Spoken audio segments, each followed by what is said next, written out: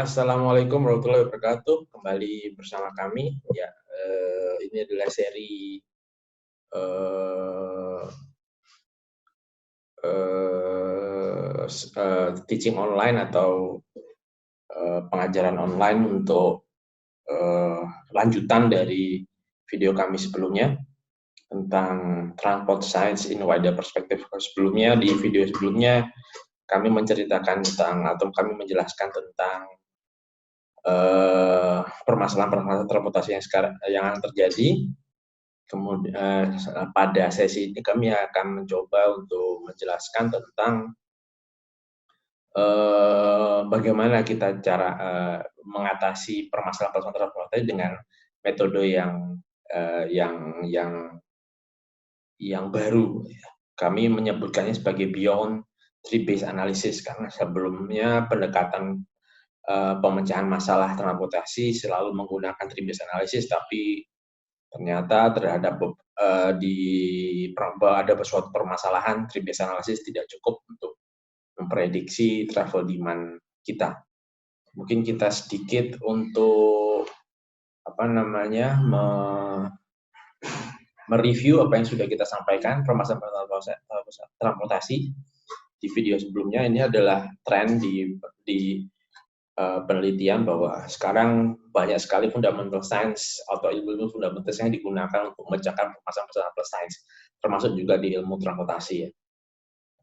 Banyak riset di sosiologi, di sosial psikologi, riset di geografi, dan riset di even di bidang fisika untuk digunakan atau bidang kimia digunakan untuk menyelesaikan permasalahan transportasi. Ini kemacetan sebagai hal yang biasa kita temukan dan ada tren bahwa ternyata kendaraan pribadi atau light duty heavy vehicle itu ternyata sudah penggunaannya itu sudah sangat masif dan sudah jarak tempuh yang digunakan sudah mencapai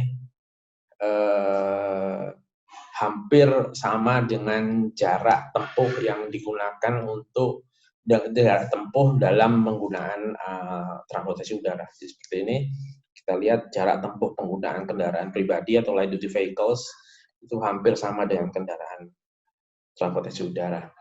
Kemudian ada tren bahwa kita mempunyai travel time yang cenderung sama dari tahun ke tahun, dari tahun 70 ini data dari Image, data dari Inggris. Kemudian number of trips-nya juga cenderung sama, tapi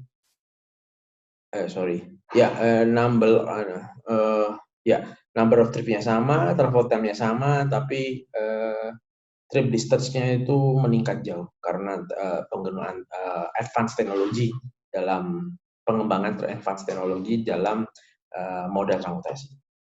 Ini juga tren bahwa negara-negara di seluruh dunia itu hampir sekarang getting richer, artinya mereka semakin lama semakin kaya.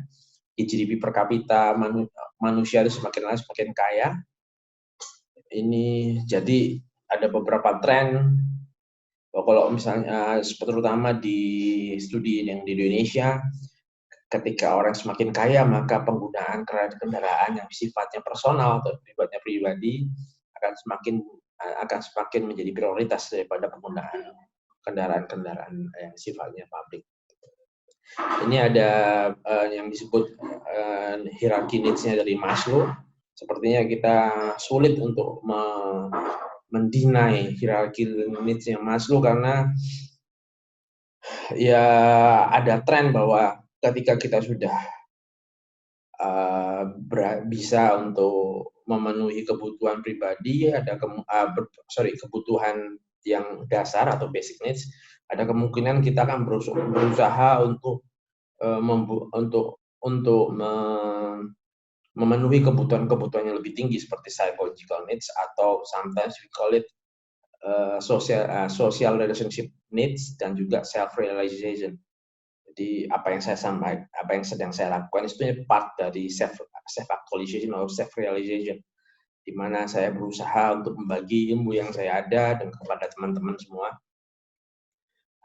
Dan kalau saya untuk melakukan itu saya saya meluangkan waktu, even itu di weekend day atau di akhir minggu untuk bisa memberikan kuliah online. Ini adalah salah satu fakta bahwa ternyata kegiatan-kegiatan yang sifatnya hierarchical needs atau self relations needs itu ternyata mempunyai enjoyable rating yang sangat tinggi, seperti socializing, relaxing, praying, dan eating outside particularly, itu mempunyai enjoyable rating yang sangat tinggi. Data ini studi dari Kahneman 2004 sudah menyatakan itu. Dan kemudian ini juga fakta-fakta ternyata bahwa tren pergerakan itu sudah beralih, tidak didominasi oleh pergerakan yang sifatnya pekerjaan atau menuju tempat sekolah, tapi juga didominasi kegiatan-kegiatan sifatnya discretionary atau fleksibel, yaitu leisure activity, shopping, atau private business, dan juga escorting. Jadi hanya sekitar 18% sampai 35% kegiatan untuk working dan schooling, but untuk leisure discretionary activity bisa mencapai sekitar mungkin di atas 50% sudah. 50% sampai 70% dari kegiatan dari trip kita itu didominasi oleh kegiatan-kegiatan yang sifatnya discretionary atau fleksibel. Ya karena apa? Karena kecenderungan kita untuk bisa memenuhi psychological needs, untuk memenuhi kebutuhan-kebutuhan yang lebih tinggi, dan ternyata kebutuhan lebih tinggi itu mempunyai enjoyable rating yang lebih tinggi. Nah, ini data di Indonesia terlihat bahwa walking trips itu sudah mulai travel time-nya itu sudah mulai average travel time-nya, average number of trip-nya sudah mulai dilalui atau dilalui oleh discretionary trip seperti ini. Ini data, kalau kita membandingkan data Citram 2002 menggunakan data Jakarta dan Bandung Metropolitan Area tahun 2013. Jadi tahun 2013 ternyata discretionary trips itu lebih tinggi daripada walking trips. Meskipun secara travel times ya walking trips itu masih total travel time-nya in average untuk seluruh individu sekitar 90 menit. Kalau discretionary travel time sekitar 47 menit. Artinya kita cenderung untuk melakukan kegiatan-kegiatan sifatnya fleksibel atau sikapnya discretionary, atau kegiatan-kegiatan yang untuk memenuhi higher level needs kita tuh di daerah di sekitar rumah kita. Nah, ini ada climate change trends, bahwa kita ini ada kecenderungan untuk sektor lain untuk dapat menurunkan CO2 production-nya, tapi ternyata untuk transportasi cenderung untuk meningkat, stabil dan malah meningkat. Ini data dari Swedia, ini data dari Eropa.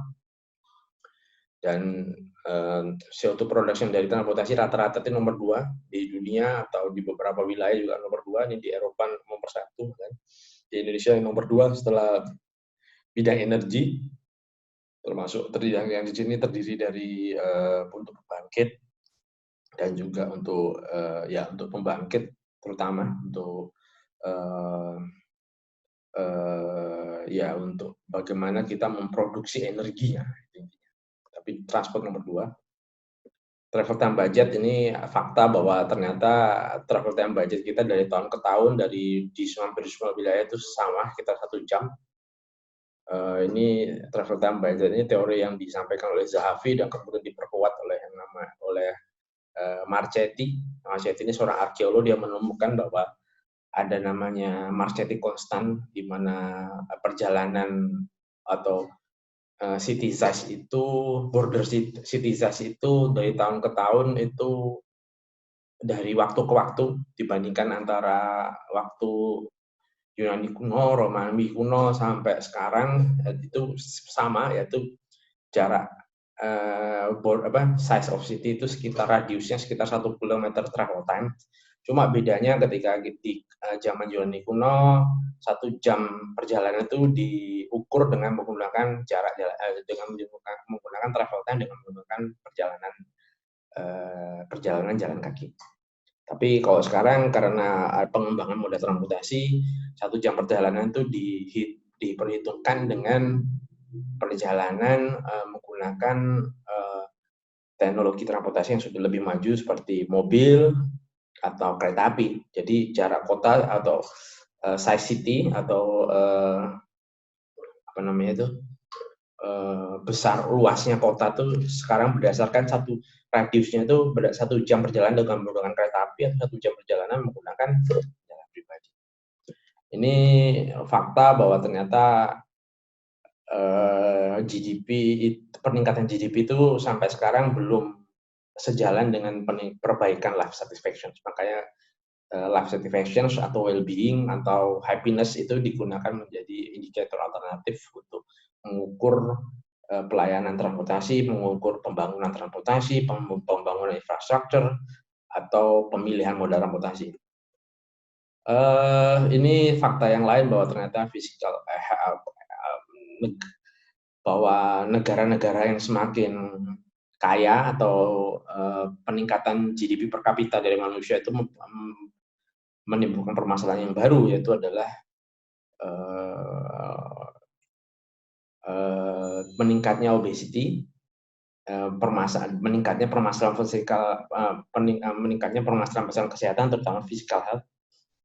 Dan ini contoh kecenderungan untuk peningkatan obesitas anak-anak, dan ini juga sekitar 70% dari populasi di Inggris itu mengalami overweight atau kelebihan berat badan. Ini yang paling